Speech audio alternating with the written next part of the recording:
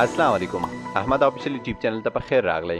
دوستانو ابوظبي حکومت ډیرورانو لپاره په مخالفو کې 50% تخفیف اعلان وکړ. دا تخفیف د کومو ډیرورانو لپاره دی او څوک کولی شي چې د دې څخه ګټه واخلي؟ نو د دې لپاره تاسو دا ویډیو ما سره تر اخره پورې وګورئ.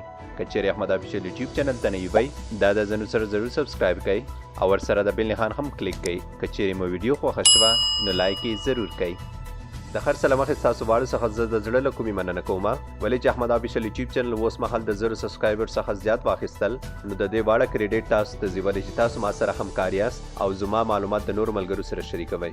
نو زه ستاسو واړو څخه د زړه له کومې مننه کوم او انشاءالله دا لړۍ به لا روانه وي.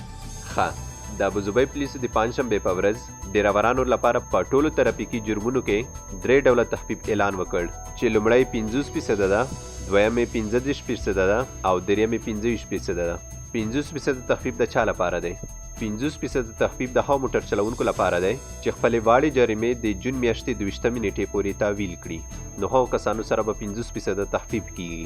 دویم 15% تخفیف دی. 15% تخفیف د هغه چا لپاره دی کوم څوک چې په 60 ورځو کې د نن خپلې جریمې تعویل کړي. مقصد چې دا لړۍ د نن څخه شروع شوي او راتلونکي 60 ورځو کې ته کولی شي چې خپلې مخالفې جمع کړي او تاسو سره به 15% تخفیف کیږي.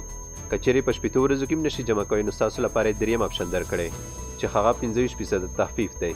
25% تخفیف د هغه چا لپاره دی کوم څوک چې خپلې مخالفې د دې کال تر اخره پورې جمع کړي. مقصد که چیرې تاسو 50% تخفیف غواړئ نو د جون میاشتې 22 تاریخه پر تاسو خپلې مخالفې جمع کړئ. که چیرې هغې تاریخه پورې نشئ کوئ چې تاسو خپلې مخالفې جمع کړئ نو تاسو لپاره دویم اپشن درکړی شوی دی چې هغه 15% دی.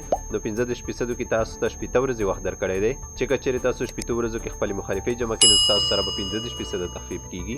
او که 60 ورځو کې هم نشئ جمع کوئ نو تاسو لپاره یې درېیم اپشن درکړی چې هغه 25% دی. 25% بیا تر کال اخره پورې دی. نو هغه ډیروران چې دوی پسې مخالفې یا جریمې دي هغو لپاره دا یو ډیر په زړه پورې خبر دی. ما د دوی نه هیله دا ده چې د دې فرصت څخه ګټه واخلئ او خپلې مخالفې جمع کړئ تر څو ستاسو سره تخفیف وشي. الله دې وکړي چې دا معلومات تاسو ته ګټور تمام شوي وي. که چیرې احمد آفیشل یوټیوب چینل ته نوي وئ دا د زنو سره ضرور سبسکرایب کړئ او ورسره د بیل نښان هم کلیک کړئ. که چیرې مو ویډیو خوښه شوي وي نو لایک یې ضرور کړئ.